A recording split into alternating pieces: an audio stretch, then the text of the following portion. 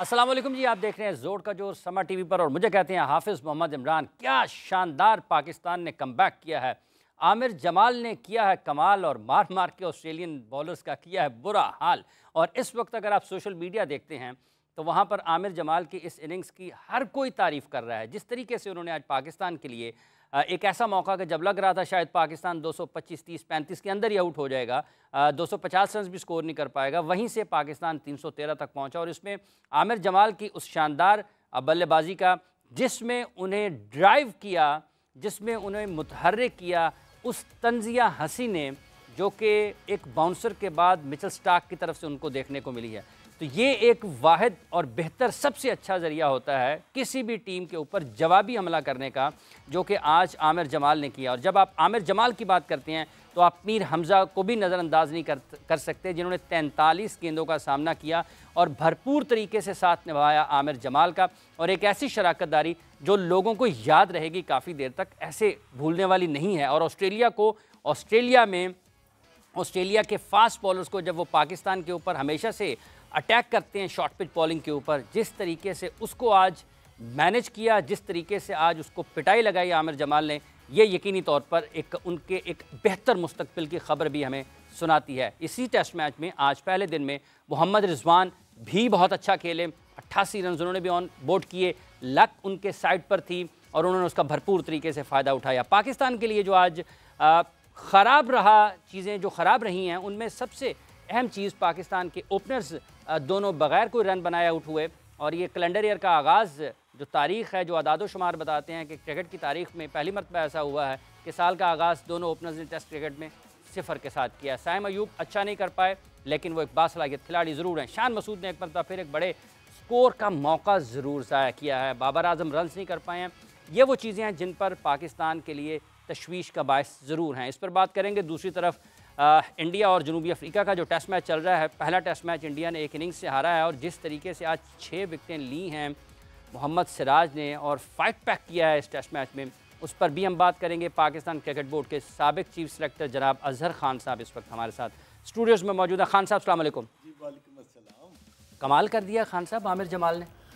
हाफिज़ साहब देखिए, यही एक एक्स्ट्रॉर्डनरी टैलेंट और एबिलिटी जो है ना, वो आप जब एग्जीक्यूट करते हैं तो आपको पता चलता है कि हाँ भाई, इस प्लेयर में एक स्पार्क है, रन्स करने की एबिलिटी है।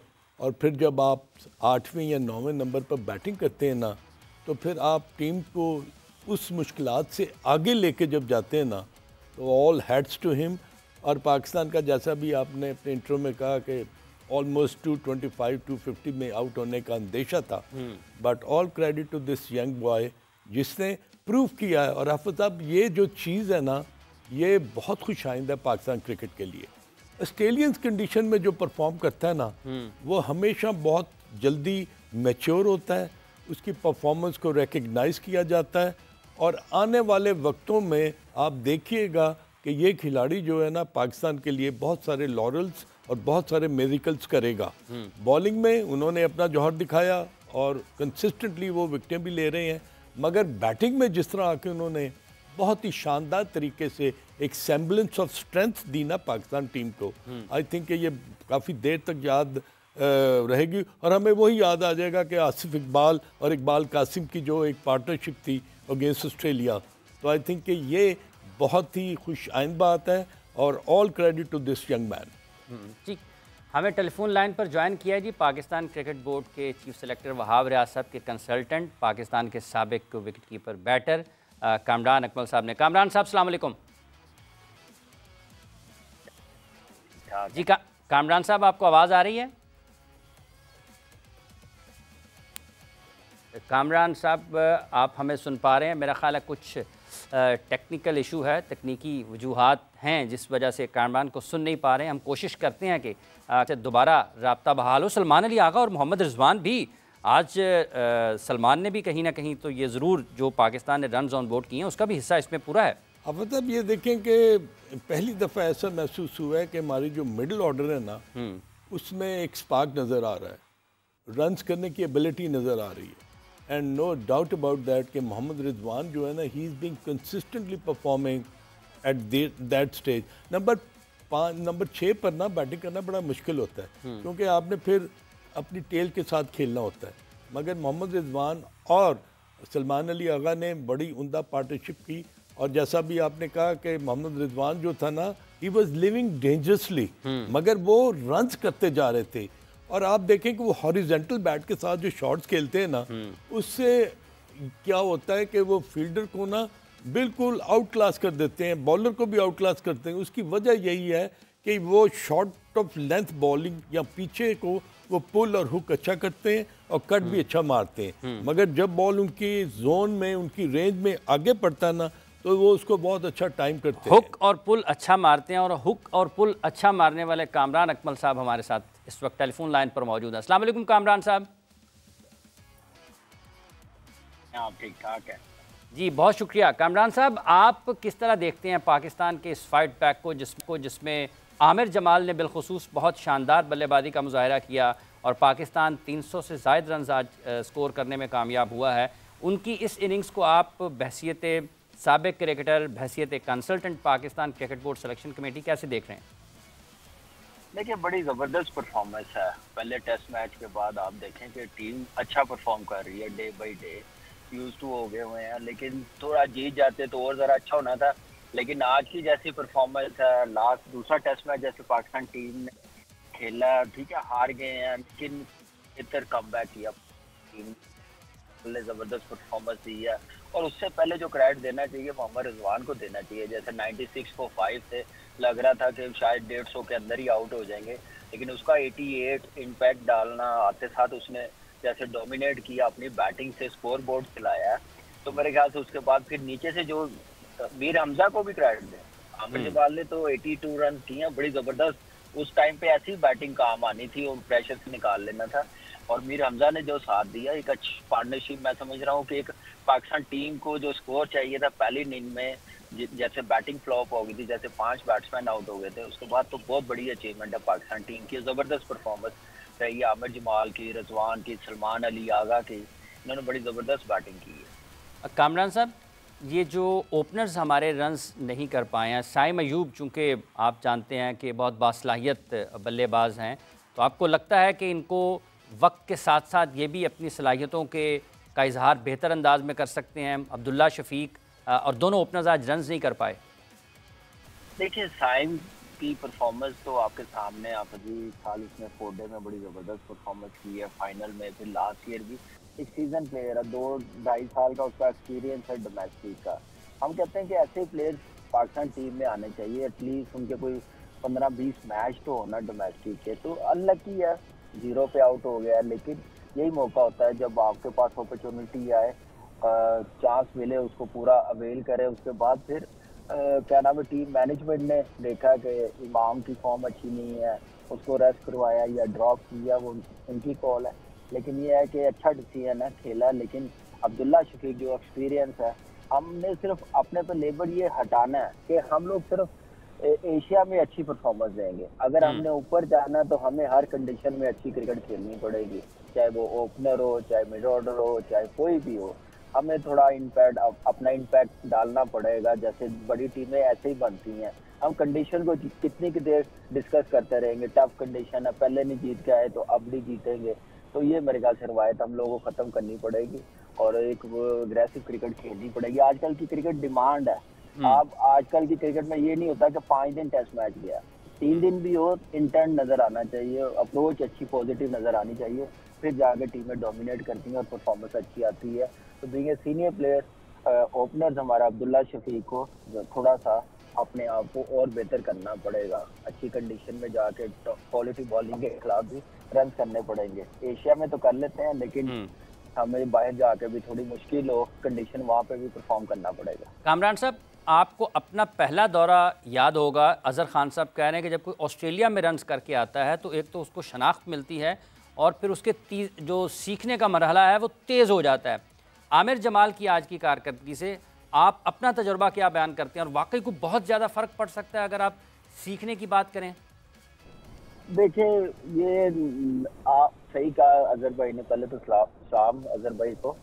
देखिए, ऑस्ट्रेलिया में चाहे वो नया हो चाहे कोई भी हो, परफॉर्मेंस करके आता है ना, उसका दिल बहुत बड़ा होता है, कॉन्फिडेंस बहुत बड़ा वाली क्रिकेट में, तो ये इम्प्रूवमेंट बहुत ज़्यादा होती है, तो ये बड़ा ज़रूरी होता है। हम लोग कहते हैं कि नया प्लेयर है, ऐसी टफ कंडीशन में ना भेजें, खिलाएं ना, मेरे ख्याल से वो सबसे ज़्यादा ज्यादती होती है उस लड़के में भी हो, और मौका ना मिले उसको, वो ये कहा जाए कि वो यंग है, टफ कंडीशन है, तो इस चीज़ से थोड़ा हम लोगों को बाहर निकलना पड़ेगा। और आमिर जमाल ने बैटिंग में तो अपना टैलेंट दिखा दिया, उससे पहले उसने अपनी बॉलिंग का टैलेंट दिखाया। पहले टेस्ट मैच में देखे, दूसरे टेस्ट मैच में देखे कि उसने जान के साथ बॉलिंग, जब भी वो आया स्पेल करने के लिए, वो उसकी एनर्जी अच्छी लगी है और उसी पेस के साथ उसने बॉलिंग की है।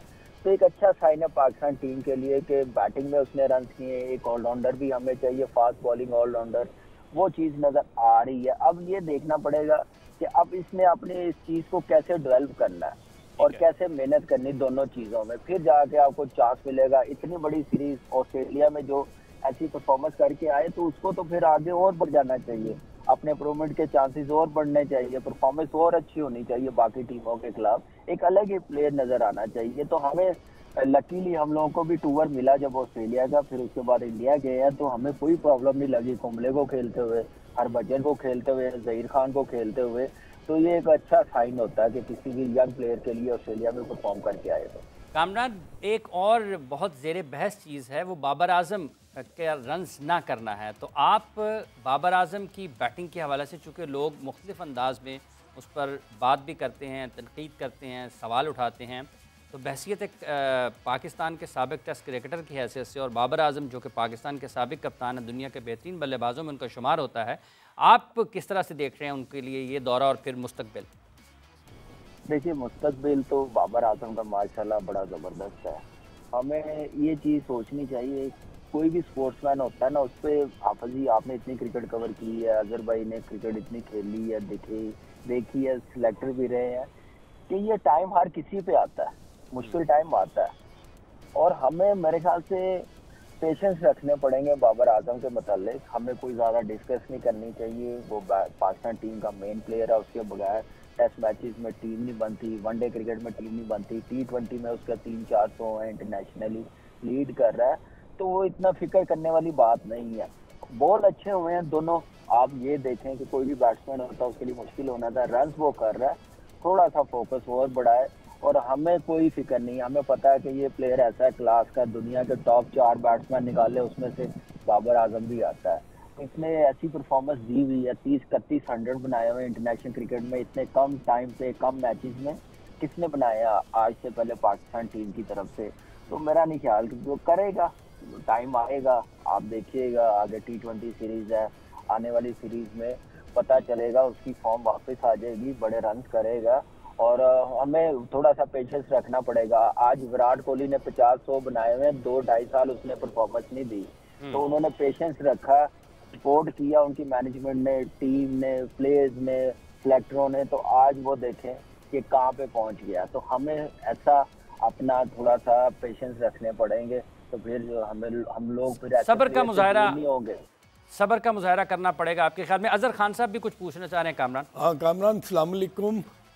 वालेकुम सलाम सर। कामरान, मेरा क्वेश्चन है वो ये नहीं है कि देखें, बाबर आजम का कंपैरिजन आप किसी से नहीं कर सकते पाकिस्तान टीम में। वो कहते हैं ना कि class is permanent but form becomes temporary. ये किसी वक्त भी वो अपनी फॉर्म में वापस आ सकते हैं। देखिए, एक बंदा जिसने पाकिस्तान टीम के लिए T20, वनडे और टेस्ट मैचेस में कंसिस्टेंटली परफॉर्म किया है, अगर पाकिस्तान टीम की मैनेजमेंट और पाकिस्तान टीम की सिलेक्शन कमेटी ये फील करती है कि अगर हम बाबर आजम को for a certain period of time उस क्रिकेटिंग एनवायरनमेंट से निकाल कर उसको बिल्कुल रिलैक्स छोड़ दिया जाए कि Babar, you go and enjoy your holidays with your family, लोगों के साथ, अपने दोस्तों के साथ, just take him away from cricket. देखें, ये जो क्रिकेट है ना, ये चाहे आपकी डोमेस्टिक हो, चाहे PSL हो, चाहे T20, वनडे, टेस्ट मैचेस हो, ये आपको बिल्कुल निचोड़ देती है। And when you are not performing at that level, तो क्योंकि आपने बहुत ही टॉप क्लास क्रिकेट खेली है, उसमें परफॉर्म किया है, जब इंसान थोड़ा सा डाउन होता है ना, तो बहुत सारी चीज़ें उसके दिमाग में चल रही होती हैं। तो एज ए कंसल्टेंट मैं आपसे पूछना चाहता हूँ कि क्या कभी ये बात डिस्कस हुई अमंगस्ट योर सेलेक्टर्स कि अगर हम बाबर को for a certain period of time इस सारे प्रेशर से रिलीज़ करने के लिए उसके थोड़ा सा आराम दे दें और वो फिर दोबारा रिफ्रेश होकर, जैसा आपने विराट कोहली की बात की, तो Virat Kohli has also come back after long lay off. वो T20 में भी नहीं खेल रहा था, वनडे भी नहीं खेल रहा था, but what we have seen him performing at top level. तो मेरा अपना एक ख्याल है कि अगर हम बाबर को बड़े प्यार और मोहब्बत के साथ बैठकर बात करके कि Babar it's time for you to enjoy your holidays, और मेन स्ट्रीम से जो प्रेशर वाली क्रिकेट है for a certain period of time उसको हम आराम दे दें, तो मे बी कि वो अपने जो तमाम जो उसके सिलेंडर्स हैं वो फ्रेश हो जाए और ही कम बैक। देखिए अजहर भाई बिल्कुल सही कहा आपने। अच्छा कामरान कता कलामी की मादरत चाहता हूँ, हम ब्रेक एक लेनी है। हम ज़रूर चाहेंगे कि इसके बाद आप जो अज़हर खान साहब ने अपने ख्यालात का इजहार किया, जो सवाल है उसका भी जवाब आपसे लें। नाज़रीन किराम, एक वक्फ़ा ले रहे हैं, वक्फे के बाद आते हैं और फिर ये जो बाबर आज़म की सिलेक्शन या बाबर आज़म की जो कारकर्दगी उस हवाले से जो सवालात हैं और क्या हम उनके लिए बेहतर कर सकते हैं,